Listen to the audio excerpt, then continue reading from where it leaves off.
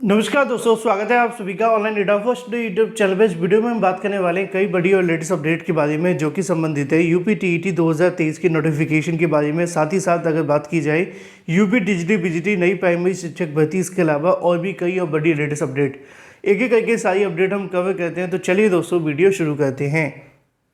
दोस्तों, आगे बढ़ने से पहले हम बात करने वाले हैं बिहार शिक्षक बहाली प्राथमिक विद्यालय में अध्यापक बनने के लिए सबसे बेस्ट बुक के बारे में, जो कि चक्षु प्रकाशन की है।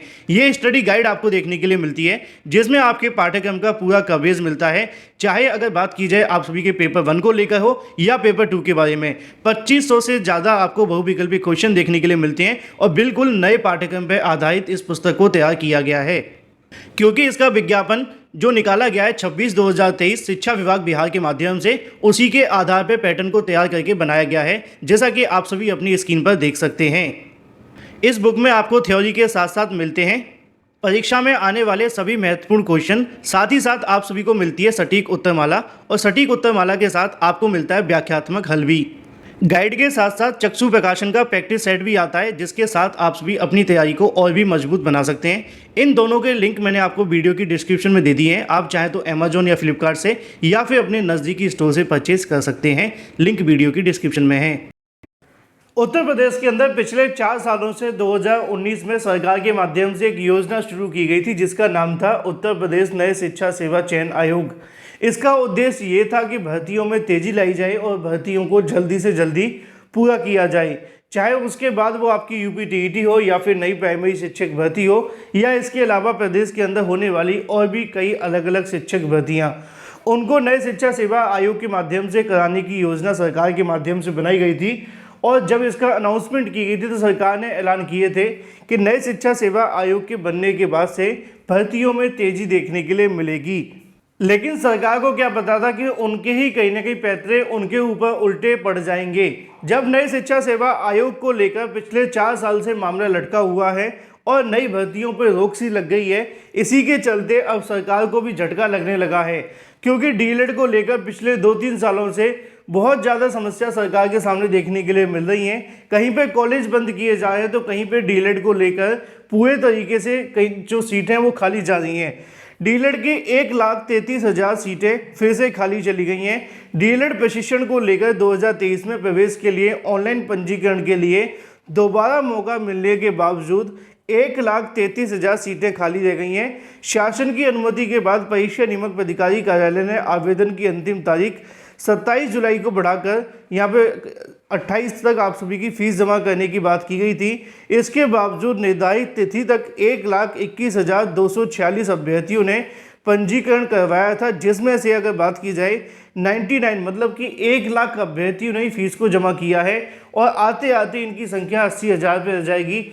मुझे कहीं ना कहीं इस बात को कहने में कोई दो राय नहीं है कि ये कौन लोग हैं जो 1 लाख अभी भी डीएलएड करना चाहते हैं, जबकि डीएलएड करने का कोई ज़्यादा बेनिफिट तो है नहीं है। एक तरफ भर्ती नहीं आ रही है तो दूसरी तरफ डीएलएड करने के बाद मौके बहुत ज़्यादा कम हैं वर्तमान की कंडीशन को देखा जाए तो। बात कर लेते हैं अपनी अगली अपडेट के बारे में, जो कि संबंधित है बेरोजगार छात्रों की फीस वापसी के बारे में। लिखा हुआ है कि 1.5 लाख बेरोजगार छात्रों की जो फीस है वापस की जाएगी।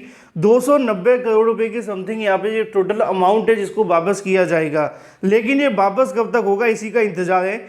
एकेडमिक मेरिट के आधार पर 72,825 शिक्षक भर्ती के लिए दिसंबर 2012 में आवेदन लिए गए थे, जिसके लिए 290 करोड़ के समथिंग यहाँ से आवेदन हुए थे। अभ्यर्थियों के 1 दशक के बाद भी अपनी रकम वापसी की उम्मीद जगी है। इलाहाबाद हाईकोर्ट ने बीती 26 जुलाई को एक अभ्यर्थी की याचिका पर सुनवाई करते हुए आदेश दिया कि आवेदन करने वाले 1.5 लाख से अधिक बेरोजगार छात्रों की फीस को वापस किया जाए, जिसको लेकर यहाँ पे अगर बात की जाए 2011 में भर्ती को शुरू किया गया था। बाद में अखिलेश सरकार के माध्यम से मेरिट के आधार पर भर्ती को देखने के लिए मिला, जैसा कि नीचे लिखा हुआ है। अब कोर्ट के माध्यम से 10 दिनों के अंदर फीस वापसी को लेकर जो आदेश है वो जारी किया गया है। देखना ये होगा कि 10 साल के बाद क्या ये फीस 10 दिनों में वापस होगी या नहीं। बात कर लेते हैं अपनी अगली अपडेट के बारे में, जो कि संबंधित है यूपी टीईटी 2023 के नोटिफिकेशन, साथ ही साथ खुशखबरी को लेकर यूपी टीजीटी पीजीटी के बारे में। क्योंकि यूपी टीईटी 2023 की नोटिफिकेशन का इंतजार करने वाले अभ्यर्थियों के लिए आवश्यक और महत्वपूर्ण जानकारी आज के अलग अलग समाचार पत्रों में दी गई है।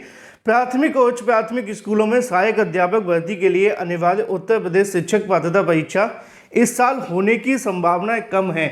जैसा कि आप जानते हैं कि नए शिक्षा सेवा चयन आयोग को लेकर गठन की जो प्रक्रिया है वो जारी है, लेकिन वो कब तक पूरी होगी ये कोई नहीं जानता सिवाय सीएम योगी के। अब यूपीटीईटी परीक्षा को लेकर भी सीएम योगी के माध्यम से आदेश तो दिए गए थे, लेकिन अभी तक आयोग का गठन नहीं हुआ है। अब जुलाई का महीना निकल जाने के बाद लगभग 5 महीने का समय शेष है। अगर 5 महीने के अंदर नए आयोग को जल्दी से जल्दी गठन कर दिया जाए तो यूपीटीईटी की परीक्षा हो सकती है, लेकिन यूपीटीईटी कराने के लिए पहले आयोग का गठन कराना महत्वपूर्ण है और अभी तक आयोग का गठन हुआ नहीं है। इसी वजह से यहाँ पे लिखा हुआ है कि यूपीटीईटी परीक्षा इस साल होने की संभावनाएं कम है। मुख्यमंत्री योगी आदित्यनाथ के माध्यम से यूपीटीईटी कराने की जो जिम्मेदारी है परीक्षा नियामक प्राधिकारी से हटाकर नए शिक्षा सेवा आयोग को सौंपी गई। टीईटी में न्यूनतम 4 से 5 महीने का समय लगता है, जबकि नए आयोग को अभी तक अस्तित्व में नहीं आ सका है। पहले आयोग की अधिसूचना जारी होगी, उसके बाद में अध्यक्ष और इसके अलावा सदस्यों के आवेदन लिए जाएंगे, उनकी नियुक्ति की जाएगी। इसमें कम से कम 2 से 3 महीने का समय लगेगा। जैसा कि मैंने कई बार आप सभी को बताया भी है कि नए शिक्षा सेवा आयोग को लेकर जब सरकार अनाउंसमेंट कर देगी तो कम से कम 2 महीने का समय लगेगा उनको पूरे तरीके से तैयार होने में। उसी को लेकर नीचे लिखा हुआ है कि ऐसे में यदि आज की तारीख में भी नए शिक्षा सेवा आयोग की अधिसूचना जारी हो जाती है तो इस वर्ष यूपीटीईटी कराना नामुमकिन होगा। बेशक उसके नवंबर या अक्टूबर के अंदर आवेदन लिए जा सकते हैं, लेकिन परीक्षा की संभावनाएं जो होगी वो अगले साल ही देखने के लिए मिलेंगी। और धीरे धीरे अगर आयोग में और ज़्यादा समय लगा तो निश्चित तौर पर यूपीटीईटी परीक्षा फिर इस साल हटकर अगले साल ही देखने के लिए मिलेगी।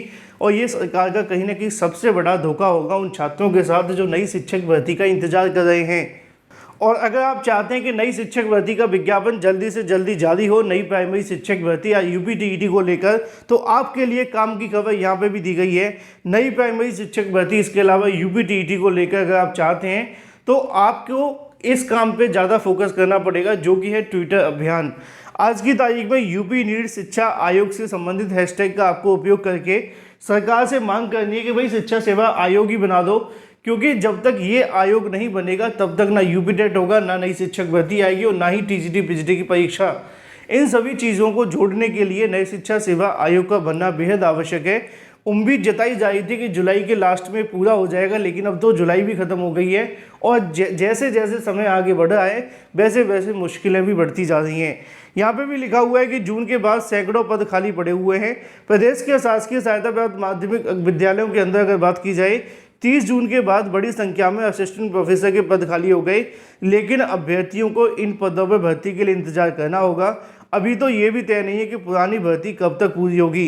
जैसा कि आप जानते हैं कि असिस्टेंट प्रोफेसर के 1017 पदों पर भर्ती का विज्ञापन निकाला गया था, लेकिन इस भर्ती को पूरा अभी तक नहीं किया गया। उसकी खास वजह आप जानते हैं कि नए शिक्षा सेवा आयोग की वजह से असिस्टेंट प्रोफेसर भर्ती भी लटकी हुई है और ये भर्ती भी अब इससे पूरी नहीं होगी।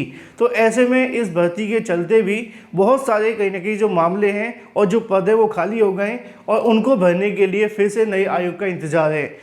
अगर बात की जाए अपनी अगली अपडेट के बारे में, जो कि संबंधित है टीजीटी पीजीटी को लेकर खुशखबरी के बारे में, जो कि संबंधित है पीजीटी 2016 के रिक्त पदों पर काउंसलिंग के लिए अशासकीय सहायता प्राप्त माध्यमिक विद्यालयों में प्रवक्ता संवर्ग 2016 की भर्ती परीक्षा के रिक्त पदों का अवशेष पैनल की जो नियुक्ति का प्रोसेस होगा वो 2 तारीख से आपको देखने के लिए मिलेगा। लिखा हुआ है कि सत्यापन विद्यालय निरीक्षक माध्यम से शिक्षा निदेशालय प्रयागराज ने करा लिया है। अलग अलग जिलों से अगर बात की जाए तो 110 पदों पर काउंसलिंग कराकर विद्यालय आवंटन की प्रक्रिया पूरी की जाएगी, जिसकी काउंसलिंग 2 अगस्त से देखने के लिए मिलेगी। जल्द ही माध्यमिक शिक्षा यूपीएससी ऑफिशियल वेबसाइट पर यहाँ पे आप सभी के कट ऑफ और गुणांक जारी कर दिए जाएंगे। Thank you for watching this video.